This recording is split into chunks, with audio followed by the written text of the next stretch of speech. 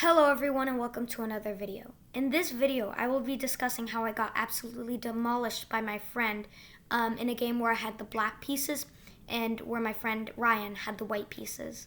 It was a Catalan and it was a rated blitz game and we were just having fun and Ryan and my brother here are analyzing it together. So we'll start off.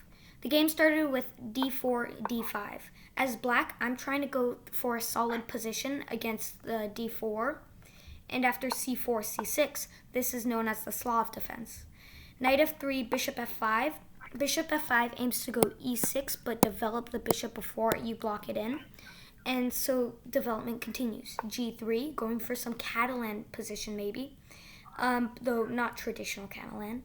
And then we have knight f6. I wouldn't call it that. I'd say it's trying to aim to get the Catalan bishop onto g2. Yeah. Except it's not that the g3 move is weird.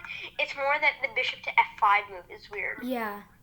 Yeah, exactly. So we're already in like. This is more. I would call this a Slav, not a Catalan. But yeah, I agree with you.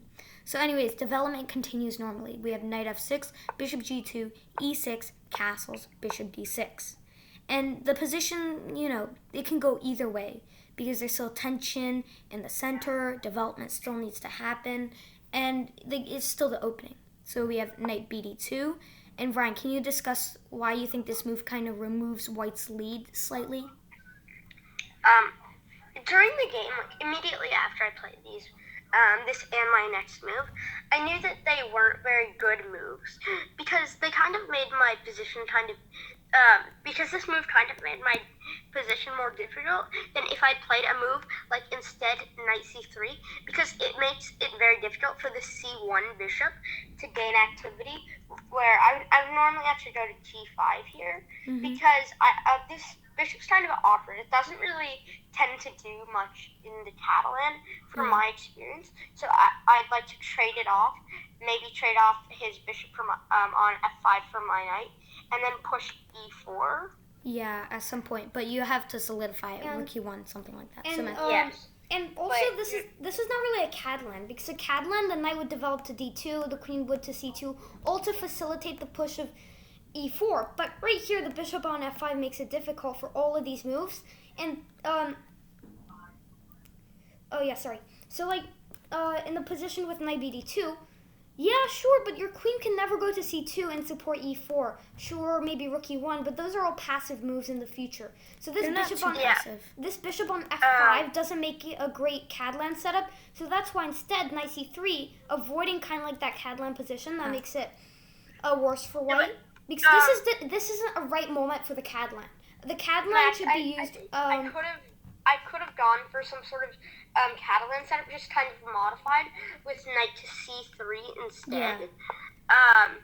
It's kind of adapted. And most times in the Catalan, where the bishop develops to f5, you generally decide between developing the knight to d2 and c3. Yeah. C3 is okay. Yeah. So the position will continue normally from here. Yeah, like all of this stuff can happen. And then, for example, I might trade off my knight for the bishop on f5. I might trade off my bishop for the knight on f6. There's a lot of stuff that can happen, but maybe this would make sense as some sort of Catalan setup. Yeah, I also want to say, instead of knight to b2, you discussed knight c3. I do want my queen to have access to... Knight c3 is okay in this position, actually, but a move that I would like is bishop g5, which says I still want to go knight d2 to support my c4 pawn. But yeah, you can choose anything here. So anyways, after knight b to d2, a move that all of us, we don't really agree with, we have knight b d7, and then c5. Ryan, explain why you played this.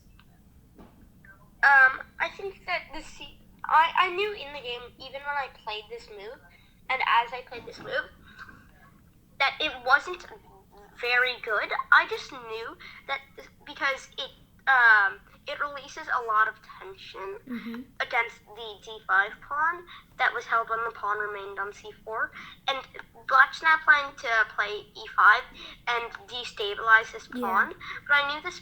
But I played this to try and create some get my opponent out, get you out of like your comfort zone and to create queenside play with a4, b4, b5. Yeah, I also want to add on though, because after bishop c7, which was the move that was played in the game, black aims to play e5. I just want to elaborate it on a bit because now they don't have to worry about keeping the d5 pawn solid. There's no tension against it. But at the same time, but black has to find like a good moment to do this without destabilizing their position. Also, white aims to go b4, a4, and then knight b3, just solidifying their queenside expansion. And so right in this position, white in the center is playing on the dark squares. The d4 pawn controls e5, and the c5 pawn controls d6, b6. So they're essentially playing on the dark squares here. But if you look before, the c1 bishop is doing nothing to support these dark squares. Like the knight and possibly this knight in the future will help support the dark squares, but this bishop, their main weapon to control the dark squares, are bad.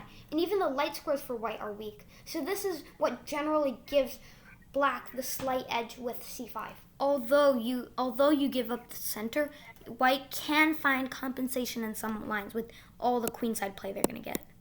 No, but that could be prevented with a6. Okay, wait. No, we'll see why it isn't. So yeah, we have bishop c7, and then b4. The queenside play that I was talking about is coming now. I'm going to try and play a4, and then I'm going and build up to b5. Yeah. But your next move was something that I thought was quite strong. Yeah, can I explain it? Yeah. Okay. a5. So I played, a5. And so the idea with a5 is to kind of like fight back against all this queenside play that white is getting. So of course they can't trade. If this happens, actually bishop takes a5 might be better because it makes this is just much better for black. Yeah, I think if I turn on the engine, what's it gonna say?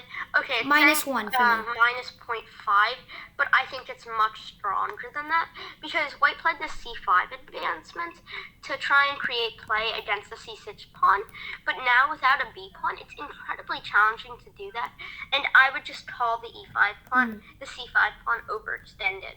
Yeah, and also, where's the e pawn going? E3? Yeah, with black, really? With black is having a much better position. Like, is the pawn really gonna be on e3? Like, before you wanted it to be on e4, but it doesn't belong there now in this position.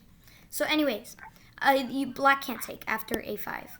And you might consider, wow, a5, like, b5 looks really appealing. Like, the idea is that, like, you can't keep your b pawn unless, of course, you want to play a3 and then lose a rook.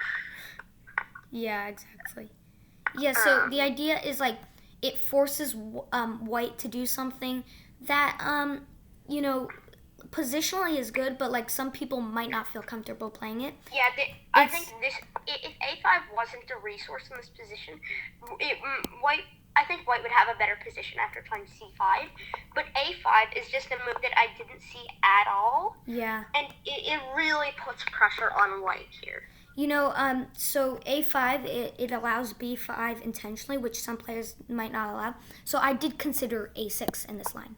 Though a6 is just meant with a4, and I felt like this was too passive for black. Like, ideas like b5 just come instantly, and this is, like, appealing for we'd have to play bishop b2 first. Yeah, of course, to defend the rook. But even then, it's like developing. It looks good for white. So that's why I played a5. And so after a5, b5, pawn sacrifice. Yeah, I'll explain this. Go ahead. So the idea is that even though this is a pawn sack, and after queen b3 gets played, this structure after b4 looks quite solid. My idea is that I'll still have some counterplay with trying to chisel away at this pawn using a3 and actually gaining quite a strong bishop on a3 after the trade, which is like something that I don't normally get to do in the Catalan. Really activate this dark squared bishop, which ended up being like the hero in this game. Yeah. But also, I freed up the c pawn, so maybe I'm looking to push the c pawn at some point and free up my pieces, which led to a3, b takes a3, bishop takes a3. And you'll also notice now the b pawn is weak, which I think Wait, was can I also partially elaborate on this position? Yeah. So not only is the b7 pawn weak, ideas like rook c1, c6 are just so appealing because now notice the length of this bishop. You want to open this diagonal to prevent the black king from castling. This bishop also makes black's king feel very like suffocated, unsafe, because it's currently completely restricted once the c pawn moves, which is bound to happen. Yeah. Wait, so can I demonstrate? Can I demonstrate from castling? Because if castles is played, c6 will happen, and after takes, we can play bishop takes f8 and b up in exchange. Although it is playable for both sides, but yeah, you don't want to castle because imbalances in the position. Also, the b7 pawn is hanging. Although I will admit, maybe he should have gone for this castles in the game, because maybe it's not actually that bad. Because wait, no, I can gain the pawn back like that, which is what Stockfish recommends. But I'm gonna note that in this variation, black can play knight to g6, play for e5. Maybe I have targets on the c6 pawn, but black has two pawns for the exchange, which is actually equal material. They also have a passer, pawn. So it's not actually completely winning for white in this position. Stockfish says this is about +1. Though it's a blitz game, you know. You're not going to really trust Stockfish in a blitz game. So, bishop takes a3. Castles, we discussed that. There's also alternatives like rook b8. But the move I played was a slight mistake. Queen b8. The reason it's a mistake is it just forces black into a cramped position. Because it's like very easy to be like, I'm up a pawn. I don't want him to get my b7 pawn, and to say I'm playing queen b8. I'm trying to play e5. All is like an attempt to justify your means for playing this queen to b8. But the fact is that black just ends up in quite a cramped position after this. I also want to mention the black king is stuck in the center. The white king is nicely put on g1. The black king, they're just being eyed down by this razor a3 bishop. And that's especially like important in blitz, because I've had so many blitz games just go wrong where I'm like up like a rook, and then for some reason, because it's blitz, like anything can happen, and then I manage to lose. Yeah, exactly. Like because they managed to get their queen in there and then get some like weird fork, and it's just the worst. The king safety is incredibly important in blitz. Alright, so what was played in the game? Rook fc1. Well, in a common trend in these positions with like the e6 and f5 bishop, the bishop is usually locked in, like from retreating. So knight h4 here is usually a good idea. Can you? Yeah. No, go to the position with rook fc1.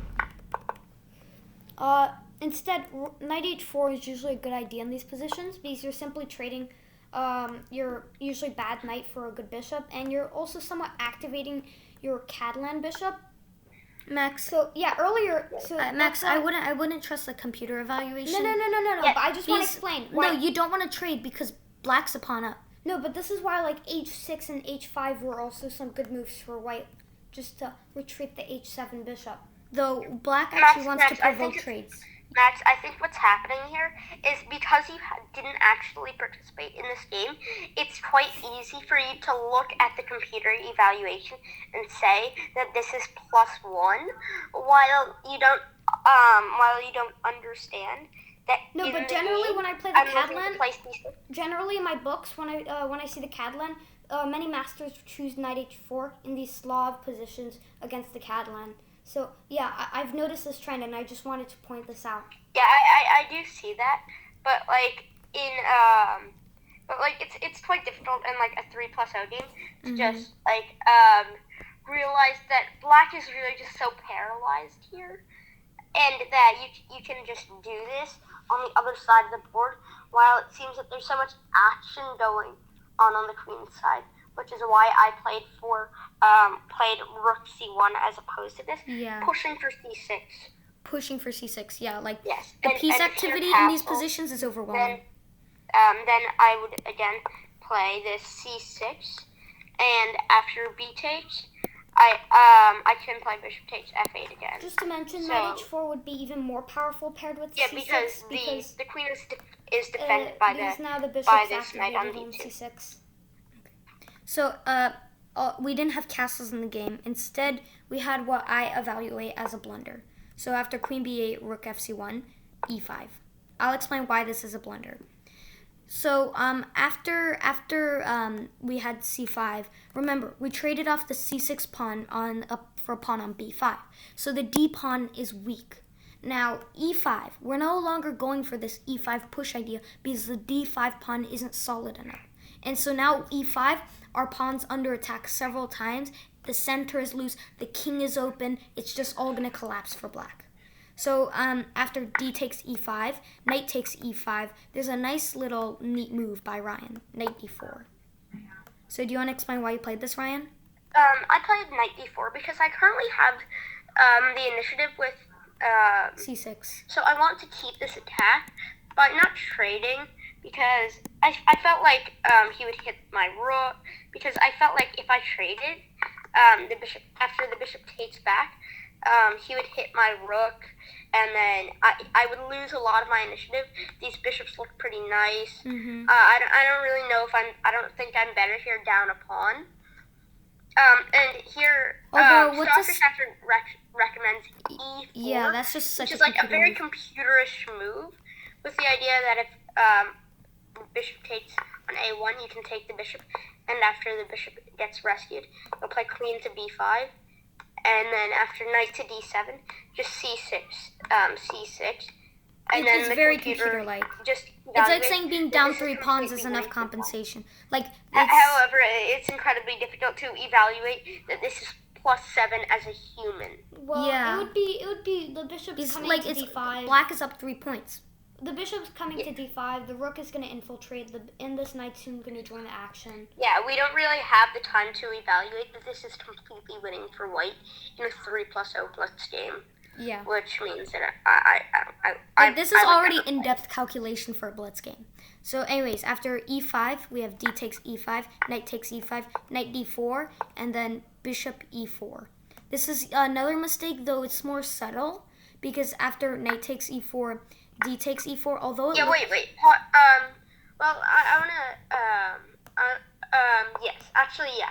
So in this position, you can pause the video and try and find the winning move here with white. Notice that the king is open. You want to play c6 to open up the bishop's line. What can you do to further initiate the c6 push? So congratulations if you solved it. The move is queen a4, right? No, it's not. It's c6 immediately. So c6. Brilliancy. Because it is kind of like, it just demonstrates like you want to open lines, go for the initiative after you sacrifice the pawn. This is a pawn sack because if you were to, of course, take it back. Your queen's hanging. And the game, yeah. So what I played well, you don't want to trade. Here's the move. This is also the move. Pause the video to see if you can find it. You also want to further put pressure on c6, and you don't want to trade as much because that might make you lose your initiative. So congratulations if you found it. The move was queen a4. You're taking advantage of the fact that the king basically can't move. If it moves to the d file, maybe you might be able to unleash an attack with your rooks, and it can't go to the e8 file because the bishop. So and it's practically impossible to defend the c6 pawn. And you'll notice that if, for example, h6, after takes, this king is just ripped open. It's ripped bare. The bishop and queen are staring it down. It's completely paralyzed. And then if, for example, like let's just say, okay, the computer recommended move is queen b4 in this position. But let's say just a move is played. Even if the king just ventures to the d file, you can just laser beam it down the d file with the rooks, and the position is just too active. Exactly. So in the game, he played queen to b6 to try and maybe add some more defense to this c6 yeah. pawn. But here, After knight takes c6, Knight And the FD7. idea was, if knight takes back, we play rook takes, the queen is hit, and if you were to move the queen, for example, we can just take. You can even take the we can bishop. just take this bishop. Yeah, with, and it's mate in 4. Yeah, it's just completely winning. Exactly. But this is knight the move takes I E7. played. Yeah, knight Yes, FD7, yeah. I try to hold the position together because I want to avoid the pin, I want to solidify my E5 knight, and I want to avoid like all the lines possible to my king, though it doesn't work. This is just a desperate A attempt futile to attempt. try and Hold it enemy together. attack, but rook to B1 is played. The queen is completely paralyzed. You'll notice the rooks covered the B and C files, and then the knight covers here. The pawn covers here. The only So move is queen A6. The knight's also covering here, so queen to A6 is forced. And now I play bishop takes E4. Just Just like adding another attacker into the game, and eyeing this, also the A8 rook. solidifying the knight on C6, and extracting the rook on A8 Yeah. as a potential to win material. So after rook to C8 is played, maybe to add some defense to the C7 bishop. Yeah. Just rook D1. Now with the idea that I can take. That I can take the knight. Let's just say a nothing move again. I'll take this knight, and after takes is It's mate. mate. Yeah. So there's too much pressure on the black position. Yeah. So after rook C8, we had rook D1, and then queen takes E2. I'm just trying to I don't know how to deal with all the pressure on the king, so I just try to divert the eyes of my opponent, but it doesn't work because after knight takes E5, rook D8, it's actually And mate find E4. mate in 4 here. Yeah. Find the coolest checkmate here. The coolest, okay? It doesn't have to be the most efficient, the coolest. Yeah, just the coolest. Because there's probably just so many mates here. Yeah. Okay, congratulations if you solved it. The answer is, first off, rook takes D7. And it's like the pressure on the king is kind of unbelievable. In fact, Yeah, the idea Stockfish is if takes, Yeah. then takes his mate. So in the game, bishop takes E5 was played. And then Yeah. although after yes, I got slightly scared here because my idea was like, oh no, my rook's hanging now. But then I realized this is mate. this is just a super cool mate. And it's nice how your rook double checkmate. It's nice how your rook originated from H1, it castled, and then found its way all the way here. And it's nice how this bishop managed to be so strong throughout the game and had such a presence without wasting any time with it. It just made Exactly. this one move to A3, and from there on, it just dominated the game. This Yeah. bishop on A3. So I think this game demonstrates how piece activity is sometimes so much more important than being greedy and going for material and trying to hang on to pawns that you really shouldn't care about. And Ryan, any thoughts on this game? Also, this was played at 18 centipon loss, Yeah. so I'm quite proud of this because this isn't like a In a level blitz that I game, would too. normally In a play blitz a game. game at. Like maybe I'm at 40, 50 centipon loss normally, so 18 is quite nice. For comparison, the world record for a world championship game most accurate is 2 centipon loss per player.